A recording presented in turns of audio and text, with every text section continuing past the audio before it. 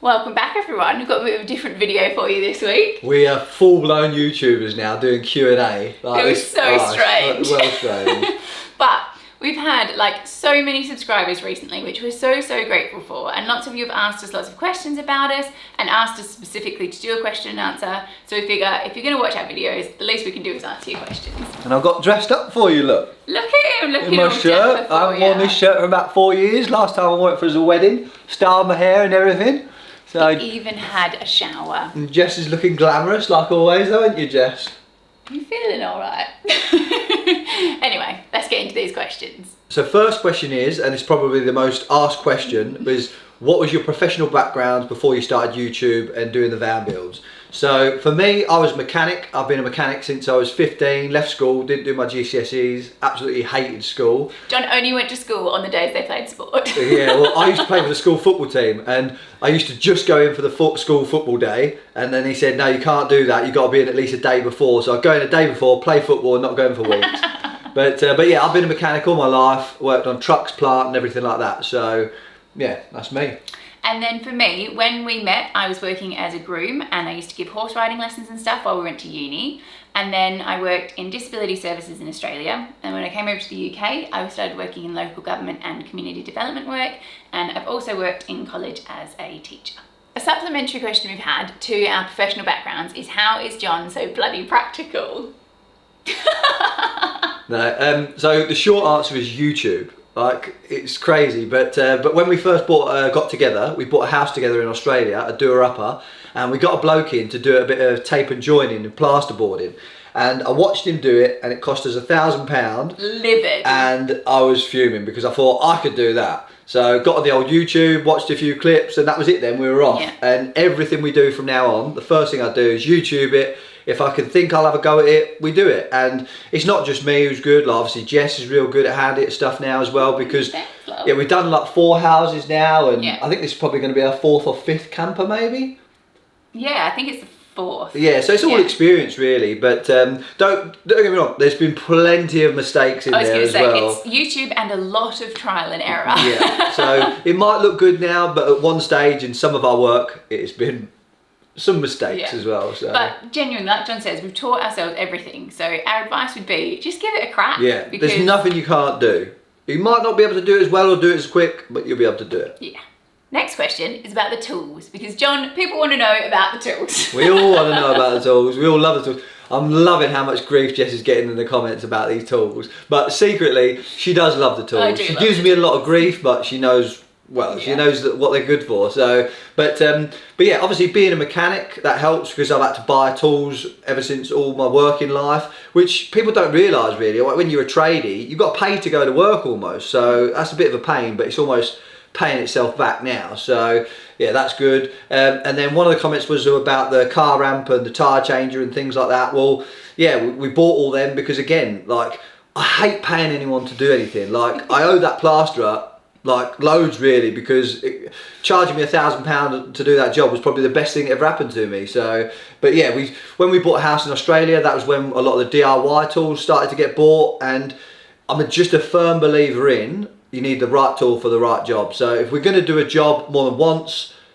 we buy the tool, really. So yeah, I'd say John's a tool collector. I love it. It's an absolute hobby of mine, passion. Yeah. And I would say a lot has come second hand, definitely. Yeah. And some even from different kinds of places, hey boy? Yeah. Well, I'm happy to get them out the skip. Like one place I used to work, the lathe I've got, it went in the skip because the little guard, obviously in workplaces, there was no protection guard on it, so they chucked it in the skip. So. But I was so scared that somebody else was going to have it, we had to get in there that night, and my old mate Mickey D, he was in his 50s I think, I told him to give me out of it. If you don't know, lathes weigh an absolute ton. So he helped me drag it out the skip, chuck it in the back of our Nissan Pulsar that we had at the time in Australia, and get it out of home. So I owe you one, Mickey D, for that one. Nearly broke his back that night, but... But we got the tools. Yeah. So next question is, what made you do the jump to YouTube? So we decided at the end of last year that John was going to quit his job because he was a bit fed up, and I was going to take a 3-month sabbatical. No, it was before that, remember? When? So we first started YouTube, COVID hit, and we decided we were going to renovate some houses. So we did our first house and we filmed a little bit of it at the end, and we put a clip on YouTube. Oh, it's so bad. Oh my God, it was all vertical, like, so it was terrible. It was just showing the outside of the house. We put it on, we took it straight down. But yeah, we sort of dabbled in, like, we completely forgot about it on our phones, and then left it for a while, didn't we?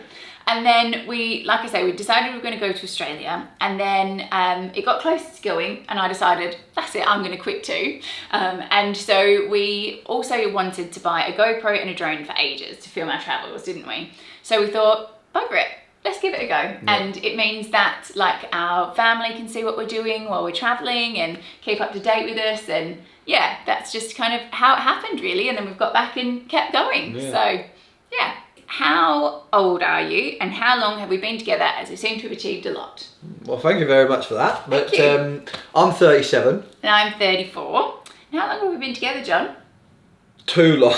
Just gonna get one of these today, this boy. We've been together 13 years. I was only 21 when we met. Yeah, little baby face, eh? I know.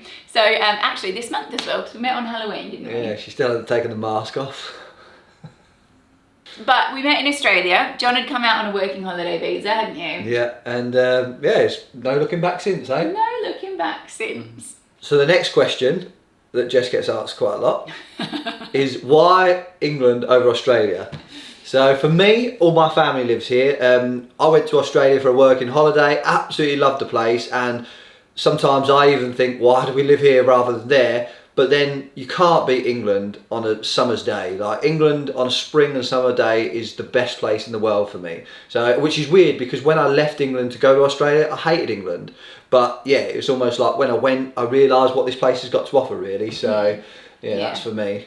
And then for me, so when John said to me, like, I think I'd really like to move back to England, I miss my family, but I need you to, I'd love you to come, but only come if it's something you want to do. And for me, moving to the UK, it was so much about being able to travel, because Perth is the most geographically isolated city in the world. People don't realise that, like, to fly from Perth to the East Coast is like flying from London to Russia. Yeah. It's 4.5 hours from Perth to Melbourne, which is incredible, because 4.5 hours from the UK, well, you can get hundreds of countries probably. So that was a big one for me. And the other one is that I'm a country girl at heart, and living in the country in Australia is a bit hard work. You don't get, like, rubbish collections, and you don't get a post delivered and all that sort of thing. And so living here, it means that we can live in the countryside but still have all of the, like, Amazon next day delivery, and we can even get takeaway delivered to our house. So that's a big win for me.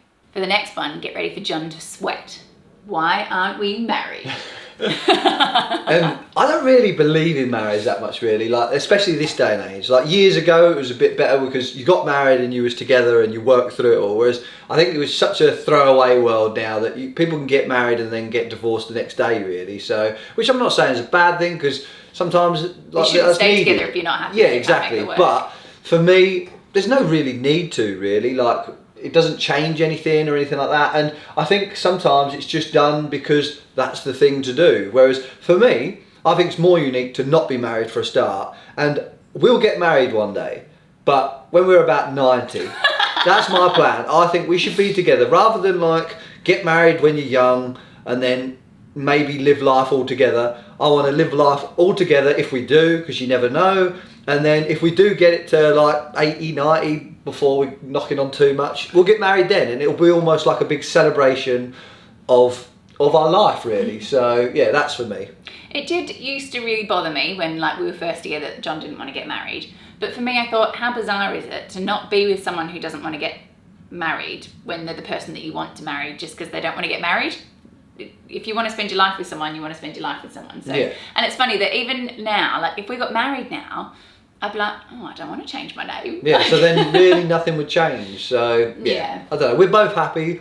Yeah, I am genuinely happy about it. I tease him, but yeah, as long as we get it in before we both die, then we'll be alright. So the next question is, how are you financially supporting yourselves while doing all your ventures? And this is a good one, really, because I always thought about this when I saw people doing YouTube and things like that. But the sad thing is there's not a simple, easy question to answer this. No. So we kind of have to take you back a bit to answer this one. So we told you we met in Australia and we bought a house to renovate. So we did that, we renovated that house. I had quite a good job and John actually went and worked on the mines. So we managed to save up a good pot of money before we moved to the UK, didn't we? And we didn't do anything. Like literally our life was renovate the house, get that done. Go to work. Go to the beach. At the beach. The beach is free. And then we moved here and we bought this property and John spent all of the money on the workshop. You and me! To the point that we lived in a caravan in the driveway. We didn't have this house yet. We had to save back up to build this house. So we then saved back up and built this house. And then... COVID hit. The dreaded C word. But for us, COVID did us wonders, really, because we thought about renovating houses and we went to a mortgage broker to get a mortgage. We looked at a house, it was just about to go through, and like a few weeks before it was going to go through, COVID hit. And the bloke said to us, don't do it. He said, house prices are going to crash, it's all going to go wrong. And we talked about it and we said, let's give it a go. The worst that's going to happen is we should only just get our money back, or we could just rent it out maybe. So we gave it a go and it worked out for the best because, as you all now know, house prices went through the roof and we did really well on it. So we did 3 houses during COVID and basically that put us a big pot of money in the bank, really. So we saved it all, we didn't spend it, and we worked full time while we were doing the renovations as well. So we got all that together and that's what we're living off now. So like I say, there's no endless pot of money. We've got a pot of money in the bank and when it's spent, it's spent. But we'll have to go back to real life. You only live once, so yeah. And then the other thing that's kind of helping to keep us ticking over is the vans that we've sold. So we sold the van that we made in Australia, so made a little bit of money on that one. And then also the van that we'd built, we also built that one during COVID as well, good old COVID for us. The van that we took to Europe, we sold that when we came back to do these two. And now YouTube, like now these videos are doing quite well as well, so thanks very much for watching. Thank you. But you do earn a little bit of money from YouTube. It's not for the amount of work you put in, like we're earning it's definitely got to be my worst hourly rate at that. Like this is the hardest working job we've ever done for not a lot of money, but the difference is I love it. Every day I go to bed thinking I can't wait to get up tomorrow to get up and do this, what we're doing. Whereas before it was like, I can't be bothered to go to work tomorrow. So can't complain anyway. So another thing you told us you'd like to know more about is the tiny house and how that came about. Well, it all came about, we sold the house in Australia, obviously moved back here, and we had a 4-bedroom, 2-bathroom house in Australia. And if you don't know, Australian houses are huge. Absolute waste of time for us. We didn't use anything. We used like 2 rooms in the whole house, and we moved back here and we didn't want that. So we lived in a caravan in the drive for a while. We did. A 2-room caravan in the driveway. Some of Jess's friends came over when we first got back and they must have thought, what on earth is she doing with him? But lovely, great big renovated house in Australia to a caravan in the drive. But we went from that into a 5th-wheel caravan with a slide out. That was brilliant. I could have lived in that forever. I loved that. But Jess wasn't a fan. Because the hot water heater used to blow out, and it would always blow out when I had my hair full of shampoo or conditioner. So the next question is, whereabouts are you based in the UK, and have you had previous YouTube experience, because you seem to have more experience at YouTube than 82 videos worth. But thank you very much for that. Thank you, that's very kind. But we're on the sort of the Norfolk Lincolnshire border. Not far from a town called Kings Lynn. It's probably our biggest close town. So we really love it here, so quite happy here. And the YouTube thing, we didn't have a clue about YouTube. Literally, like we look back now and cringe at our videos, but I'm sure that's everybody and I think we'll cringe at these in 3 months' time too. But we didn't know how to use a camera. We still don't really. But a drone, anything like that. Nothing. Literally, the only thing we've ever recorded on was our phones. So. And I could use Office. That was that Microsoft Office. But you know what? It's been brilliant. Like all the editing, I'd say, is been one of the most fun things to do, because you can turn a pretty boring video into a real fun video with just some few bits and bit of music. So and I've enjoyed all the learning how to take shots, and I have a new camera that I don't do with the builds because I'm too scared I'm going to break it. Well, we watch like Outlander, for example, like a TV series, and we'll be like, oh, good droney there. Look at that transition. Good transit, So things you wouldn't never pick up before. And we love learning new things. I guess that's how we've got here, really, because we just kind of see something and think, we'll have a go and we'll try and figure it out, which is why some of ours are very trial and error, our videos. But yeah, so that's how we've got here, and we are certainly by no means more experienced than the videos you've seen. Another quicker question is, where did you get the van from?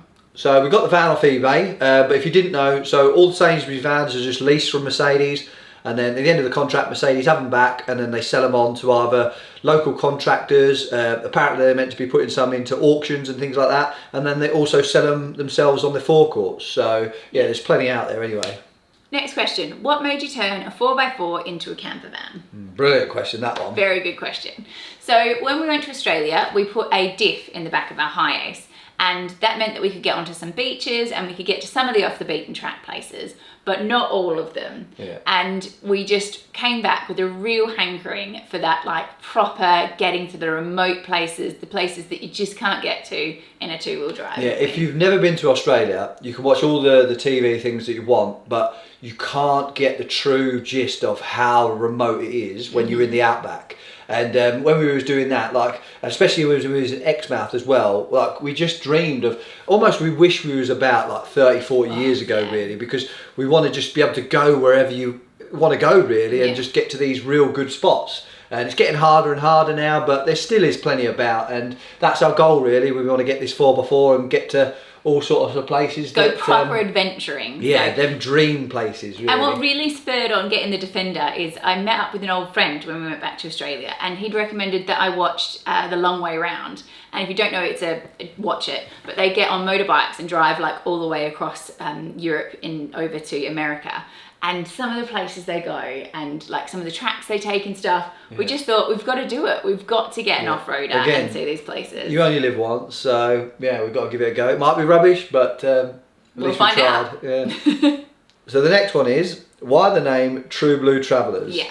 So any of our Aussie friends watching will know that True Blue is an Aussie term, and we probably should have thought about this a little bit more when we made the name, because I don't think Jess realised what a blue movie was. My friend, after we'd done it and named the channel and everything, my friend said that her husband was like, "Oh, what's going to be on that channel?" I don't know what she means. But True Blue is an Aussie term, and it means like honest, genuine, upfront. So that was what we wanted to do with this channel, really, is to be genuine, be honest, tell you what we really think about stuff, because we hate the way that social media has just become this really like fake world where they say everything's dandy when it's not, and we just wanted to do a channel that was honest and shared real experiences, didn't we? So, and you can't use swear words in your title, so I couldn't do like no beep travellers, because we wouldn't go so far with that. So next one is, what are the plans after the Sainsburys van? Which I'd better answer, because John never knows where we're going or what we're doing. He's right there. So if you haven't watched our back catalogue, you won't know that we also have a Defender, which we converted, which is obviously the question about why we convert a 4x4 as well. So the plan for the Defender is that we're going to take it to Africa, but we're not exactly sure yet how we're going to do Africa. We're dead keen to drive down, catch the ferry across from Spain and go and do Morocco and Northwest Africa. I want to do South Africa, but it's proven a bit trickier sort of to get down there. I mean, we have to ship it. And then, yeah, I don't know. I really want to do it, because especially we were watching Keen it the other day, and they were saying that's probably the best trip. Obviously, they're well travelled. That was the best trip they've ever done, is South Africa. So, and we love wildlife. Yeah. And it's properly on our bucket list. And there's a couple of other people out there at the minute. They're Landy Expedition and Expedition Rove, and like watching some of their stuff with all the rhinos, elephants, and things like that. It just, we're animal people, and there's nothing better than seeing animals in the wild. So yeah, I don't know. So we want to do all of North and West Africa, and we want to do all of South and East Africa. It's just how we get in between them, because there's some red zones. So we've got to figure that out. But that's going to happen, and that's going to happen next year, probably late winter, early spring is the plan with that. But with the Sainsburys van, the plan is, as soon as she's done, we're going to take her off on an epic road trip around Scotland, which has been on my bucket list for ages. I can't believe I've lived here this long and I haven't gone and properly checked out Scotland. Yeah, I haven't really done Scotland either, so yeah, we're really excited to that. And then we're going to come back for a little bit just to kind of reset, make any little adjustments we might need to make. And then we're going to go off to Europe. So we're going to go into Germany and do some Christmas markets, which I'm so excited for. And then we're going to go up into the Nordics and have a proper snowy Christmas and explore around there. Hopefully, we might get all the way to the Arctic Circle as well. Yeah. That's the goal anyway. So that's our plans. After Africa though, and how long we're in Africa. Oh yeah, that was the question. No idea. Yeah, so we were talking about this the other night actually, and who knows? Yeah. But I suppose who knows what vehicle, what country. And that's the thing as well, like we love building. So maybe we could go and do part of Africa in the Defender and then we might want to build another van. I fancy doing an Overlander, a big Overlander truck one. Well, not a huge Overlander, like a Mitsubishi Canter or something. Fuso, or something like that. So maybe one of them, or maybe smaller, maybe motorbikes. Like we do fancy a trip on the bikes. I say about push bikes, but just not having any of that. I definitely have to have an e-bike and like a cushioned bum. I get really sore bum on a push bike. Yeah, anyway, we'll see. Something fun anyway. And then so the last question is, John, if Jess ever gets on your nerves too much, just know I think we are meant to be together and would make a great couple. And that's from Dave in London. So Dave, I'm all up for that.